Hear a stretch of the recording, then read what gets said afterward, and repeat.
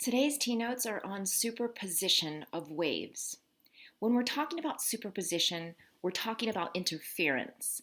And interference is when two or more waves meet within the same medium.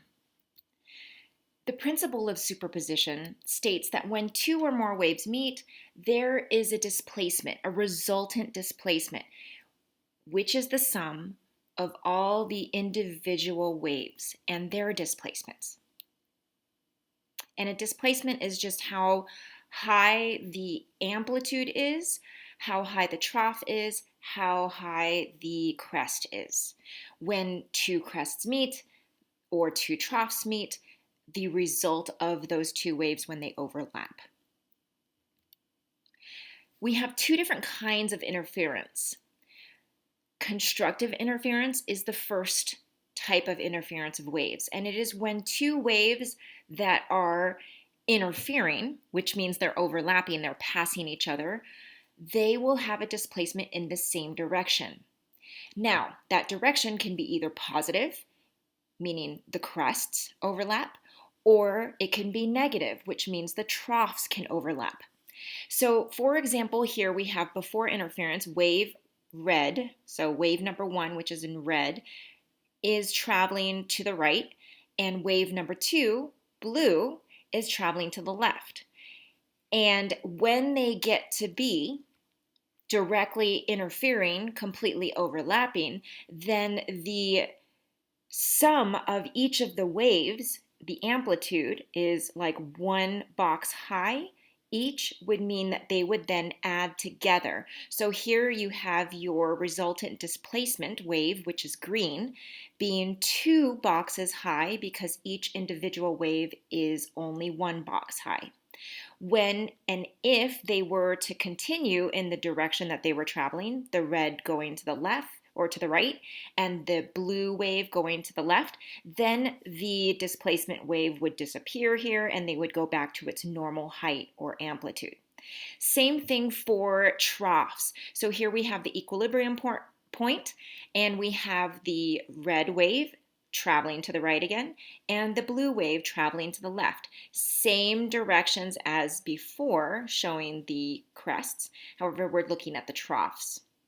When the troughs overlap or interfere, then the resultant displacement, which is green, is going to be the addition or the sum of both of the waves, which is why it shows the displacement as 2 boxes high. That is constructive interference. Destructive interference is the second kind of wave interference. It is when the crest of one wave overlaps a trough of a second wave. They cancel each other out, which means they subtract from each other. So when you look at this example, here we have the wave 1, which is in red, moving to the right, and this is the crest of the wave, and the trough of the second wave, the blue wave, is moving to the left.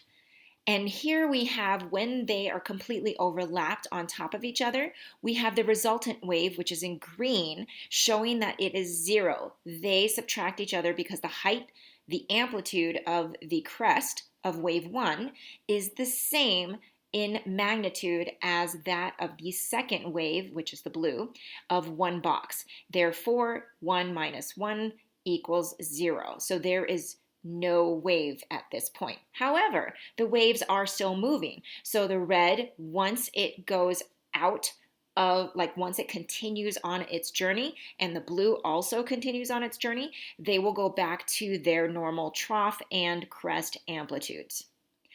Again, here it shows that the waves do not have to be of the same magnitude. So if we have wave 1 moving to the right of only 1 box for amplitude, and then here we have wave 2, blue, going to the left, having that of a magnitude of 2 boxes. When they overlap, the red only has 1 box. Subtracted that from the 2 boxes in height for the second wave gives us a resultant displacement of 1 box. So, of course, again, when the red wave and the blue wave continues on their merry little way, they will go back to their original magnitudes.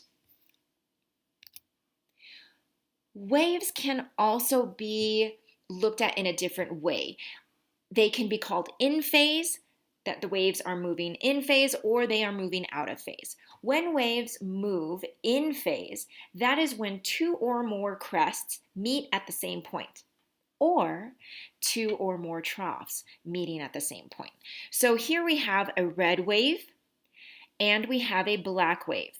Notice that the amplitudes of waves 1 and 2 are different, and it also does not show the resultant displacement. However, what you know is when they are overlapping in the same direction, you add those. So if this were, for example, 1 box high and this was twice that, then you know the resultant would be up here at like 3 boxes. Same would be true for the troughs when it's 1 unit in height versus 2 units. Your displacement would be 3 units in the negative direction. And so there could possibly be more waves moving through that also overlap in the same area. And when you have a crest and a crest meeting together, which is called constructive interference, we say that the wave is in phase with the second wave. The opposite of that is out of phase. When a wave is out of phase, we're saying that the crest of one wave and the trough of a second wave meet at the same point, and this creates a resultant, which would be, of course, the subtraction between the positive and the negative amplitudes, would then create 0. Of course, not always perfect. This is 180 degrees out of phase versus this is only partially in phase or partially out of phase, you can say, where it's not completely perfect, where the trough and the crest are not directly across from each other, as in this first example. They are a little bit off, and that's okay. It just means that you're not going to get, like, this is the example of a standing wave where you would see it yo-yoing back and forth as if the wave is not moving, but it is. It's just alternating between the trough and the crest switching. And that is waves being out of phase. Now, with the principle of superposition, remember, we know that means when two or more waves meet, the resultant displacement is the sum of the individual displacements. And so when we're looking at this, what we're looking at is wave number 1 is this yellow stationary wave. Wave number 2 is the blue wave. And then black is showing the resultant displacement. And so here we are showing completely destructive interference. Here we're showing constructive interference when the crests are together. Here again, when the crest and the troughs are opposite. Here the crests are together. And this is just a nice little animation to show how the resultant displacement changes as the waves are in phase and out of phase. Here is another image just to drive home the point of when we're looking at constructive interference. If two pulses move towards each other, then when they do come to overlap over each other, then the displacement is that of the sum of each of the individual waves. And then they return back to their individual waves when they are no longer overlapping. Here's another example where we're looking at the troughs, and as they come together, they displace in the negative direction because it's still a trough, and they just displace by the sum of each of the amplitudes of both waves. Destructive interference, on the other hand, just another way to look at it. Here we have the equilibrium point, wave number 1, wave number 2, they're moving together, and when they come together where they overlap, then the resultant displacement is 0. And then they return back to their original amplitudes. I mean, they always were what they are. However, now you can actually see them. Here it also shows one amplitude of a wave which is higher than that of wave number 2 as they interfere. Again, subtraction of both of the amplitudes, and in this case, because there's more amplitude to wave number 1, then it will displace in the positive direction, and then of course as they move away from each other, they will return to their normal magnitudes. Here is an example of two waves, wave 1, which is in red dots, and wave 2, which is in blue dots. And let's just take a look at how this behaves. So the displacement for point A for both wave 1 and wave 2 are 0. However, the resultant, obviously, you add them up, it's the sum, it will also be 0. Go ahead and take a look at C and G and see if you can come up with the displacement for wave 1, wave 2, and the resultant.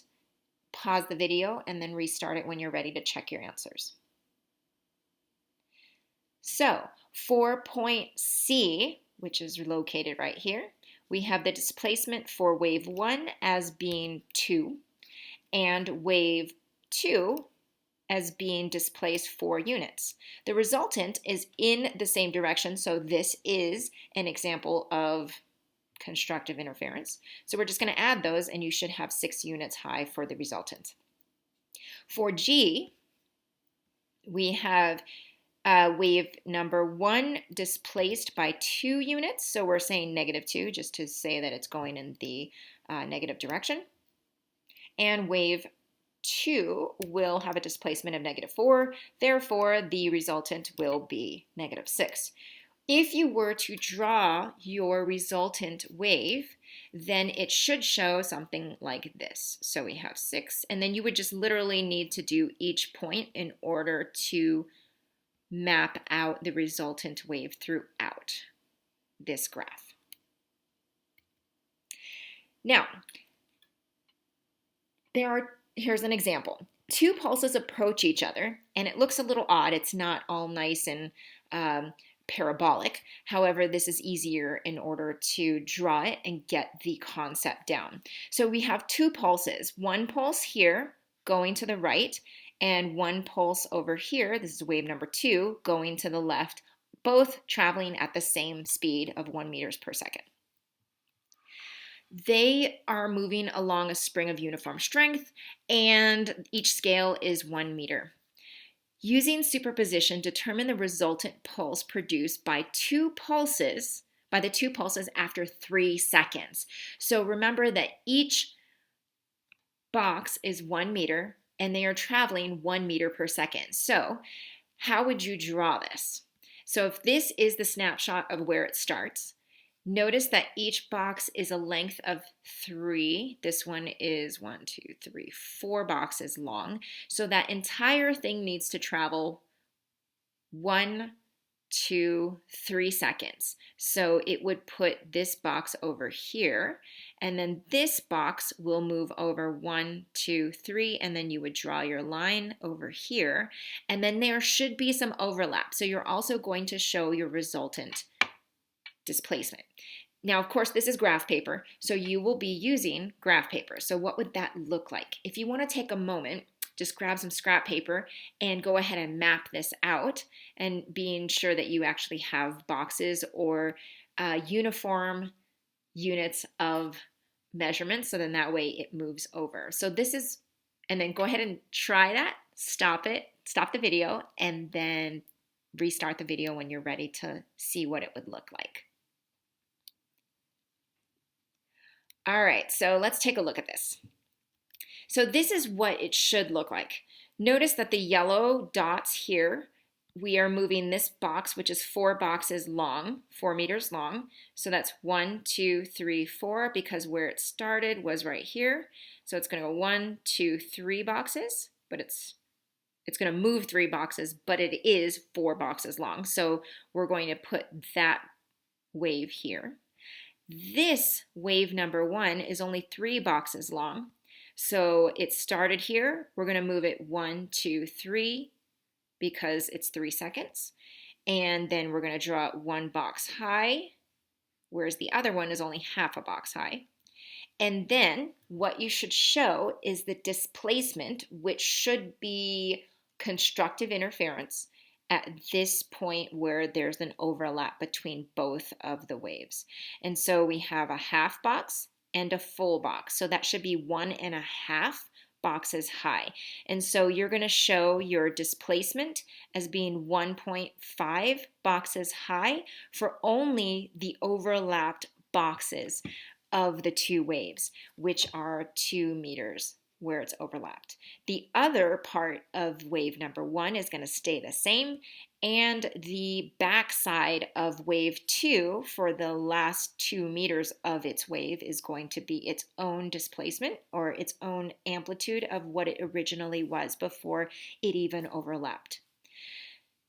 So take a look at how this is done. You can use dotted dashes. You can use different colors, which is super helpful. So then that way you can see that the displacement is a different color than that of the original 2 boxes or 2 waves.